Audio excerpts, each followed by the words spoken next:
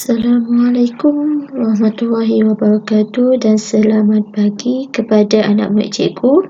1/4 hari ini 9 Mac 2021 kita sambung kita punya pembelajaran kita dalam bab 2 pengurusan projek. Di dalam kita akan mempelajari 2 subtopik. Okey, objektif pembelajaran kita pada pagi ini iaitu 2.14 merangka perancangan projek, iaitu pelajar boleh merangka perancangan projek, dan yang kedua 2.15 pelajar boleh analisis perancangan projek dan jadual kerja. Okey, untuk 2.14 merangka perancangan projek. Okey, kamu perlu tahu tugas pengurus projek, di mana kamu kena tahulah tugas-tugas kamu sebagai pengurus projek. So di sini ada 4 tugas sebagai pengurus projek. Yang pertama iaitu penentuan utama, yang kedua penentuan sub utama, yang ketiga pengelolaan aktiviti, dan yang keempat adalah matris organisasi atau pasukan. Okey, untuk penentuan utama ni, kamu sebagai ketua, kamu kena tentukan atau tetapkan tujuan projek kamu dilakukan. Maksudnya apa yang sebenarnya kamu nak dalam menghasilkan projek kamu. So, kamu kena tentukanlah tujuan projek tersebut dan objektif yang perlu kamu capai. So, itu adalah tugas sebagai pengurus projek. Okey, yang kedua adalah penentuan sub utama. Tahu lebih terperinci. Maksudnya macam ni. Kamu dalam satu pasukan, kamu punya kepakaran masing-masing.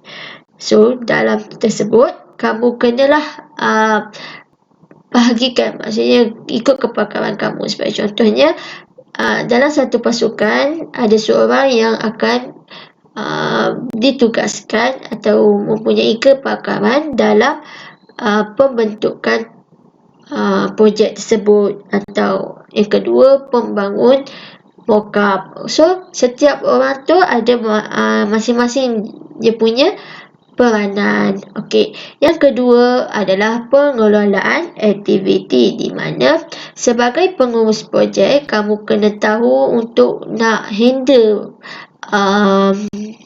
aktiviti perjalanan projek kamu. So, kamu kena tahulah brief, kamu kena tahu untuk sediakan bahan, banyak mana kamu perlukan bahan tersebut, apa bahan tersebut. So, dan yang seterusnya aliran tunai. So, kamu kena tahulah keluar masuk duit itu. So, ia adalah tugas pengurus projek lah kan, dan dibantu oleh kawan-kawan yang lain, maksudnya rakan-rakan yang lain dalam organisasi yang ditubuhkan tersebut. Okey. Yang keempat adalah matris organisasi atau pasukan yang dibahagi untuk setiap latar belakang atau jawatan. Okey, ini yang cikgu beritahu tadi, iaitu dalam satu organisasi terdapat pecahan masing-masing atau jawatan masing-masing, peranan masing-masing. So, ikut kepakaran atau latar belakang pasukan tersebutlah, individu tersebut. Contohnya, individu tersebut dia mempunyai kepakaran dalam bidang lukisan, lakaran. So, dia akan ditanggungjawabkan untuk membuat lakaran. Okey.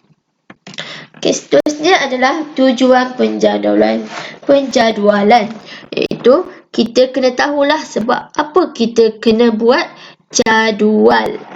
So, untuk nak pastikan apa? Okey, yang pertama, untuk nak mengelakkan kerugian masa dan kos. Di mana dengan adanya jadual, kita tahu masa ni, waktu ni, bila kita kena siapkan deadline kita. So, kita dapat elak kita punya kerugian masa dan juga kos. Pembaziran kan. Yang kedua itu mengelakkan pembaziran atau pemborosan. Maksudnya kita tahulah dengan adanya jadual, kita buat jadual, kita tahu item apa, bahan apa yang diperlukan. So kita dapat elaklah daripada pembaziran tersebut. Dan yang ketiga iaitu mengawal sumber tenaga pekerja. Maksudnya kita kena tahulah berapa banyak sumber tenaga pekerja yang kita perlukan.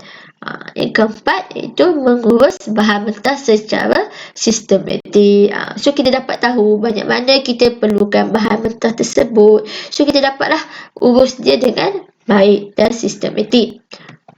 Okey, dan yang seterusnya iaitu 2.1.5 iaitu analisis perancangan projek dan jadual kerja. Okey, dalam ni ada enam analisis perancangan projek dan jadual kerja.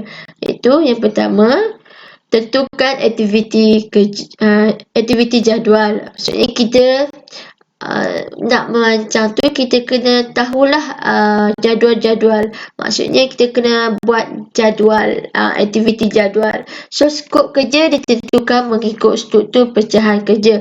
Maksudnya kita bahagikan tugas kita, kerja kita kepada setiap peranan masing-masing. Faham? Yang cikgu tunjukkan sebelum ni, organisasi kan.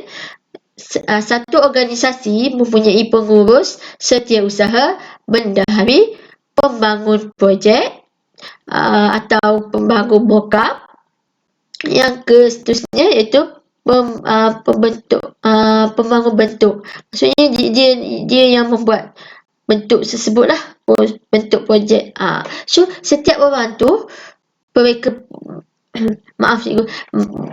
bentuk. So setiap individu tersebut dia mempunyai skop-skop kerja masing-masing lah. So dengan adanya aktiviti jadual ni, masing-masing tahu dia punya part-part dia. Okey, seterusnya iaitu 2, susunan aktiviti. Aktiviti disusun secara berurutan agar tidak mengganggu penjalanan projek. Maksudnya kita ikut kita punya turutan lah. First kita kena buat apa? Kita kena menyediakan lakaran sebelum menyediakan bahan. So kita dah tahulah kan susunan kerja kita. Itu adalah susunan aktiviti. Yang ketiga iaitu anggaran sumber diperlukan untuk sesuatu aktiviti, iaitu penentuan anggaran sumber yang diperlukan untuk menyempurnakan projek. Iaitu kita kena tahu kita punya anggaran sumber kita. Maksudnya banyak mana kita nak perlukan suatu sumber tersebut. Contoh sumber apa? Sumber manusia, sumber bahan, sumber peralatan. So kita boleh kita buat anggaran banyak mana kita perlukan. Diperlukan dalam melakukan satu projek tersebut. Kalau kita nak buat satu produk lah, atau ni kan nak hasilkan satu produk. So kita kena tahulah banyak mana bahan yang diperlukan, apa bahan yang diperlukan, apa tenaga manusia, berapa banyak orang diperlukan nak buat satu produk tersebut. Itu adalah anggaran sumber diperlukan untuk sesuatu aktiviti. Dan yang keempat adalah anggaran tempoh, iaitu ikut pada tahap kesukaran penghasilan produk. Maksudnya anggaran tempoh ni kita kena tengok jugalah kesesuaian tempoh yang diperlukan untuk nak hasilkan satu produk tersebut. Kalau produk tersebut senang, mudah untuk nak hasilkan, so dia punya tempoh taklah terlalu panjang. Tapi jika produk tersebut agak sukar untuk dihasilkan, so tempoh yang diperlukan juga adalah lebih panjang. So ikut kesesuaian dan tahap kesukaran. Okey, yang kelima iaitu pembangunan jadual, iaitu kita kena buat susun jadual ikut keutamaan yang terdiri tempoh masa, bulan atau minggu. Maksudnya di sini kita kena ikut jadual tersebut. Kita ikut yang mana penting dulu, yang mana kena selesaikan dulu, part mana yang kita perlu selesaikan dulu dalam tempoh berapa minggu atau tempoh berapa bulan. So part-part tersebut kita kena selesaikanlah ikut keutamaan tersebut. Okey, so kita kena buatlah susun jadual ikut keutamaan. Okey, digunakan sebagai asas memantau dan mengawal pelaksanaan. Dengan adanya kan Dengan adanya jadual tersebut, kita boleh tahu, oh part ni dah siap, part ni belum siap lagi. So kita punya perjalanan kita nak menghasilkan projek tersebut lebih sistematik, lebih terkawal, dan kita sendiri boleh tahu progres kita nak menghasilkan projek tersebut. Okey, dan yang seterusnya iaitu anggaran kos dan penyediaan bajet. So kita kena tahu bajet kita berapa, kos kita berapa. So kita sebelum kita nak hasilkan produk atau projek tersebut, kita kena tentukan, kita kena anggarkan kos-kos yang diperlukan dalam menghasilkan produk atau projek tersebut. Okey, so pengiraan kos modal yang diperlukan sebagai peranan dalam organisasi yang kita tubuhkan, iaitu bendahari berperanan untuk mengira kos modal yang diperlukan dalam menghasilkan suatu produk atau projek tersebut. So, ia merangkumi kos bahan, alatan, upah dan kos overhead. Untuk kos bahan adalah kos yang diperlukan untuk menghasilkan produk atau projek tersebut. So, bahan-bahan apa yang kita perlukan? Contoh macam kita nak hasilkan produk atau projek, kita contohlah cikgu selalu buat, iaitu kita buat kontak pensel. Kontak pensel yang selalu cikgu buat tu kontak pensel kait. Okey, contoh cikgu buat kontak pensel kait. Kita guna yang kait tu kan. So, kita kena tahulah kos bahan untuk nak hasilkan kontak pensel tersebut. So, alatan apa yang digunakan? Contoh macam alat apa? Alat mestilah nak benang kan? Benang kait sebab cikgu nak buat kontak pensel kait. So, bahan-bahan atau alatan-alatan yang diperlukan, kita kena tahulah kos-kos yang terlibat tu. Dan upah ni kita kena tahu juga pengiraan upah tersebut. Okey, contoh 1 jam hasilkan produk tersebut, kita bayar orang pekerja atau kita sendiri upah RM1 atau RM2 sejam. So kita kena kiralah kita punya kos-kos tersebut. Dan yang seterusnya iaitu kos overhead. Apa itu kos overhead? Kos overhead adalah kos yang terlibat dalam kos sampingan yang terlibat. Contohnya macam kita guna mesin jahit. So, elektrik itu adalah cost overhead. Okey, faham?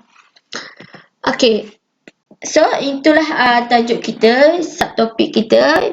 Cikgu nak kamu faham 2, iaitu merangka perancangan projek dan juga analisis perancangan projek dan jadual kerja. Okey, iaitu yang pertama tadi, apa yang kita dah belajar dalam subtopik merangka perancangan projek, iaitu tugas pengurus projek, yang di mana dia mempunyai 4 tugas. Okey, yang pertama apa yang tadi cikgu terangkan, iaitu penentuan utama. Yang kedua, penentuan sub utama. Dan yang ketiga, pengelolaan aktiviti. Yang keempat, matris organisasi atau pasukan. Okey, so kamu kena fahamlah kalau soalan tanya apa tugas pengurus projek. So kamu boleh nyatakan 4-4-nya, penentuan utama, penentuan sub utama, pengelolaan aktiviti dan juga matris organisasi. Okey, yang kedua kita juga belajar mengenai tujuan penjadualan, iaitu yang pertama kita nak elak rugi masa dan kos. So dengan adanya jadual kita dapat elak rugi masa dan kos. Betul. Yang kedua iaitu elak pembaziran. So kita dapat elaklah pembaziran yang tidak yang melampau tu kan. So dengan adanya jadual kita tahu kita punya banyak mana kos, banyak mana alat atau bahan kita yang digunakan kan. So kita dapat elak pembaziran. Itu yang pentingnya, tujuannya penjadualan. Okey, yang ketiga iaitu kawal sumber tenaga, iaitu kita dapat tahu berapa banyak sumber manusia atau sumber tenaga lah kan. So kita dapat tahu. Okey, yang keempat adalah urus bahan mentah, di mana kita tahu berapa banyak bahan mentah yang digunakan. Okey, seterusnya iaitu 2.15. Kamu dah belajar analisis perancangan projek dan jadual kerja.